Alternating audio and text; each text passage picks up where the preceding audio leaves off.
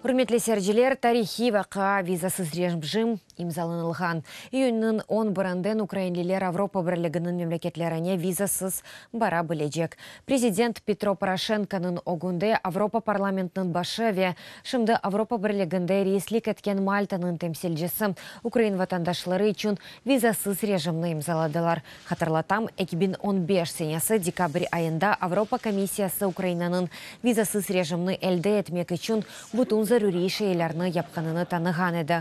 Бір ел девамында лейханы Авропа парламентінің комитетлерінде ұғынлаштырып келділер. Ноябрь айында Весиқа Авропа бірлігі шорасында таздықланылды.